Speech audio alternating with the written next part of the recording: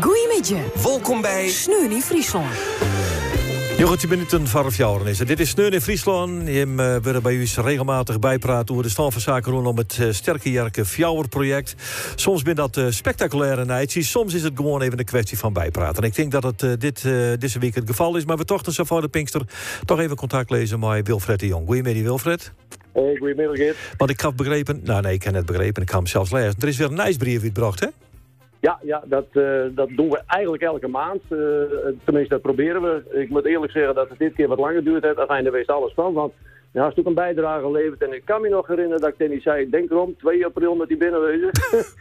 Dus het is iets gekomen. Maar hij is er en hij ziet er weer fantastisch uit. Ja, dat heb ik. Ik had zo'n mooie informatieve nieuwsbrief. Is die nieuwsbrief voor iedereen, Wilfred, die hem hebben wil? Hoe gaat dat eigenlijk?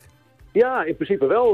Mensen kunnen zich ervoor opgeven. Dan, als wij het e-mailadres krijgen van mensen, dan zorgen wij dat elke keer als er een nieuwe nieuwsbrief uitkomt, dat we die automatisch naar ze toesturen. Dus ja, bij deze een oproep, geef je maar op. Ga even naar Sterke Jerke en zeg, ik wil die nieuwsbrief ontvangen. Zorgen wij dat het goed komt. Zo is dat, sterkejerke.nl. Nou, dan is er even een triestbericht, want het hebt de koning behaagd om niet te komen. Ja, het heeft hem behaagd om niet te komen. Dus zei het mooi, ja. Ja, nee, jammer. We hadden hoog inzet om te vragen of de koning Willem-Alexander het vlot wou dopen. Er zijn het iets, en we van de week bericht kregen dat het niet doorgaat. Het is wel jammer, het tweede trieste bericht van 3 weken geleden kreeg ik ook al niet een lintje van hem. Dus ja. Nee, man. Ja, je wordt het als 4 teleursteld in Koningshoes. Ja, nou ja, ik ben verder positief, maar dit is wel jammer. Nou ja, het wie misschien ook wel heel greep, hè? De koning zelf even, hè? Ja, nee, het was de hoogste die we vinden konden. Dus, ja. Ja, helemaal niks, jong. Er is wel een woord voor te vinden. Toch? Ja, zeker. Helemaal een alternatief? Als je nog leeft, dan hadden we ook de slooproute nodig. Dat wordt hem ook niet. Nee, we vinden ongetwijfeld een ander keer. Geen enkel probleem, joh. Ook de slopen, dat zie ik wel een fantastisch alternatief van, moet ik zeggen. Hè? Ja, de andere is hè. Ja, maar als je vrachtautootje, hè? Dat is echt heel leuk. Nou ja, dat jaren wel letter. Hoe zie ik dat nog steeds? Het is voornamelijk wat productiewerk, hè?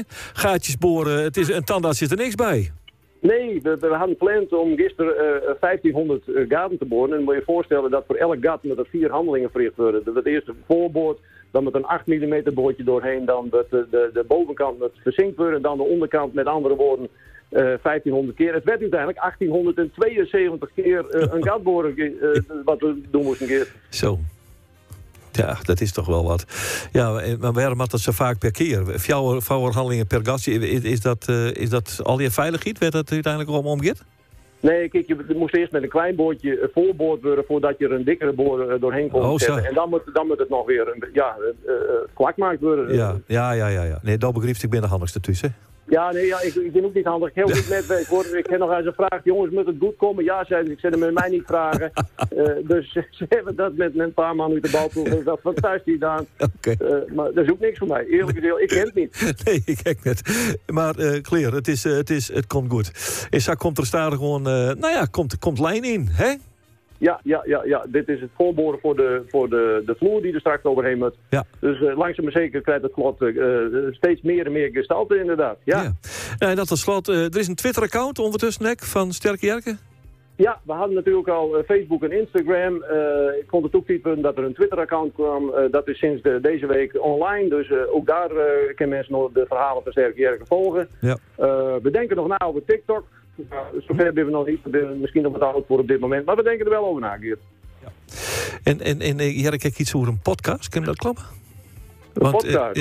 Want wij maken een podcast van Sterke Jerke. Ja. Ja. Oh, ja.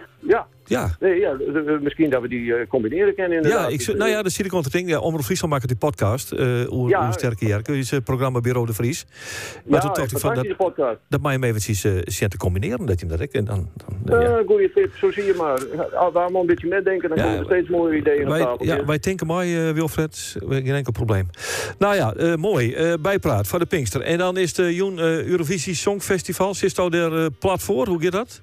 Nou, het laat worden wat overdreven. Ik moet wel zeggen, ik was er nooit een fan van. Ik vond altijd een vreselijke bak herrie de laatste jaren.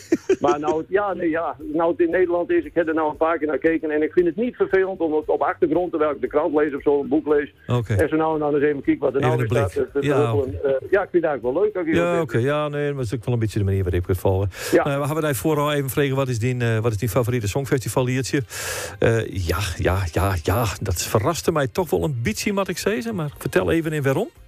Ja, nou, het verraste mij ook, want ik kreeg die vraag 2 seconden voordat ik in de uitzending kwam. Dus ik heb even snel denk, wat vind ik er leuk? En dan kom ik al gauw bij Poupée de Cire, Poupée de Son terecht van Frans de Gaulle in 1965. Ja. Een meisje wat uit Frankrijk kwam en voor Luxemburg uitkwam en daar de eerste prijs met won. En ik vind het een heel vrolijk tempo nummer. Dus ja, dat was het eerste wat me er binnen schoot. En nogmaals, vind ik een prachtnummer, absoluut. Ja, nou ja, als het nog veroordeeld was, dan might je. Dat is helemaal geen probleem, hoor. Ik bedoel, ik heb hier de list van Jorretje Size 50 van me dus deze maar wil... deze is leuk. Waarom verrast het die Geert? Had je het niet verwacht? Nou, ik hier wat papiernummer verwacht van die kant, laat ik zeggen. Ik keer niet correct zelf voor Making Your Mind Up van Bugs Fizz. Weet je wel, even lekker pang. Mooi, lekker poppy nummer, wat goed zongen is, wat stiert als een hoes. Wat ik echt een heel goed songfestival nummer vond. Absoluut, is ook een prachtig nummer. Maar ik vind het mooie met de Poupée de Cire, Poupée de Son. Het intro vind ik al zo mooi dat hij dat hoorde. Ja, daar word ik vrolijk van. Ja, nou dan moet ik mij nou inhouden en praat ik net terug het intro in. En dan was begrepen dat voor een discjockey net afvalt. Nee, ik hield mijn mond al. Ik denk, wat anders zit ik een probleem erin te praten. Tot de volgende keer, Wilfred. Ik wil die even snel, dat ken ik wel even denken. Ik hoorde ooit Joost de Draaier, iemand die weer een plaat voor. Hij zei, en diegene zei, u moet er niet doorheen praten, want ik wil het opnemen. Dat ging in die tijd nog met cassetteband. Ja. Daar stond aanstaande maandag ook weer op terecht. Met mooi was die tijd. En Joost zei, dus die staat dat nummer en op het moment dat hij hem starten zal, zei hij, is dit hem? En toen staat hij. Waarop die vent zei, ja, dat is hem. Hij zei, dan zit er zelf door in te kletsen. De Draaier, Joost, hij is mooi. Wij houden dus nog bij de stil, Wilfred. Frans de Gaulle, Poupée de Cire, Poupée de Son.